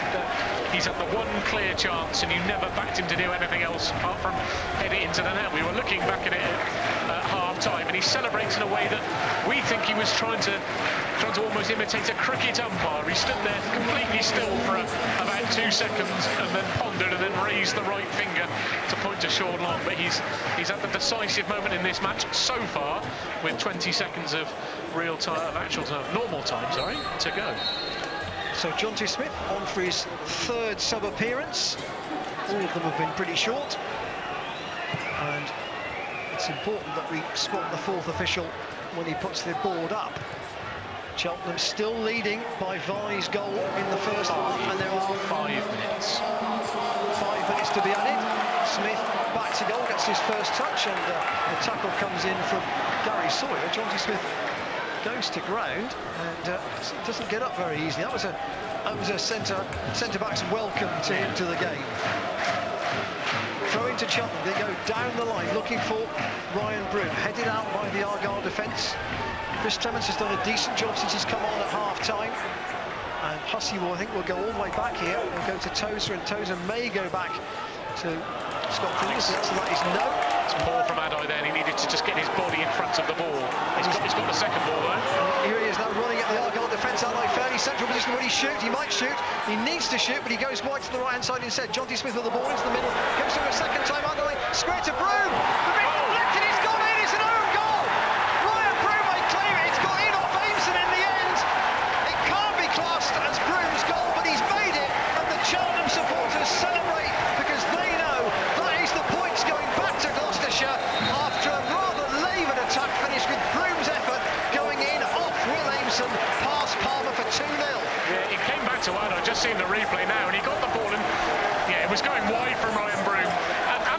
was edge of the box in complete and splendid isolation and decided not to shoot. And there was a moment where he thought, oh no, what are you doing? He found Ryan Broom on the penalty spot. He stabbed it forward with his right foot. It wasn't going to hit the back of the net, but it's hit a Plymouth defender and looped past Palmer. And it's 3 points on the M5. It's 9 points in a week for Cheltenham. They will be second in League Two today. Applauding the supporters for rather longer than Mr. Oldham wanted. I don't think he's got a card for that, but it was a tired. Sorry, they'll be back to third. Sorry,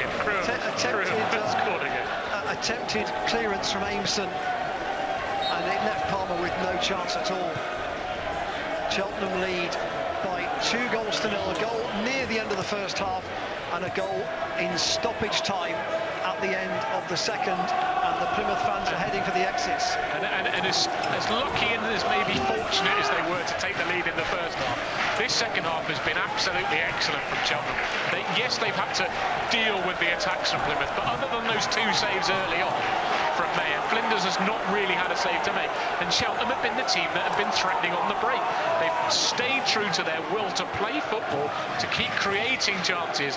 Maybe they've tried to walk it in a bit too much, and for the life of me, Alex, you've got to shoot there rather than give the ball to Ryan Broom. But in the end, it's worked out fine. A notable thing, Luke Varney, who was looking absolutely done for as he walked off the pitch, was almost first in the pylon from the bench during his warm down to join in with Ryan Broom as he went to celebrate with the Cheltenham fans. It's amazing what a goal does to your energy levels.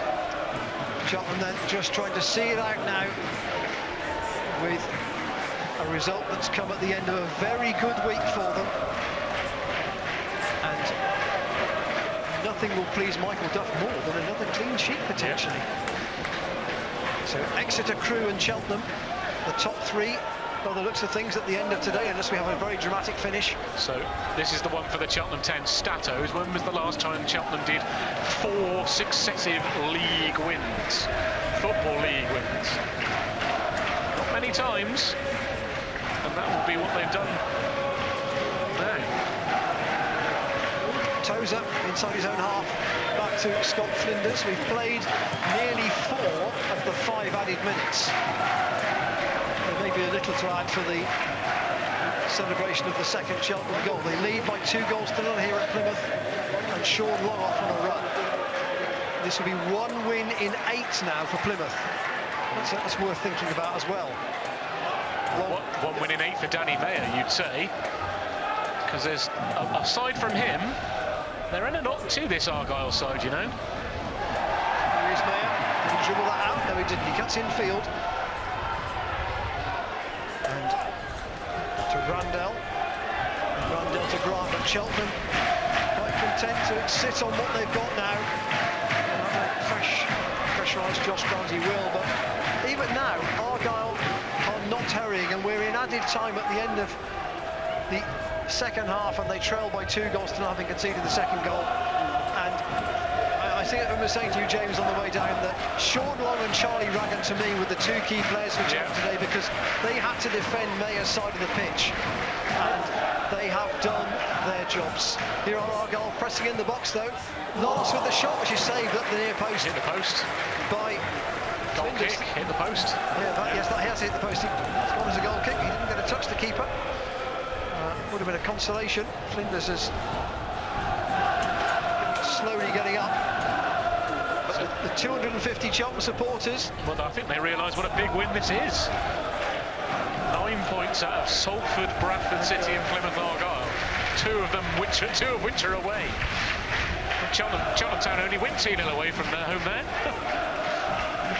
Flinders to clear from the far end towards us. Referee Scott Oldham blows for full time, and the only happy part of the ground is the 250 Cheltenham supporters to our left,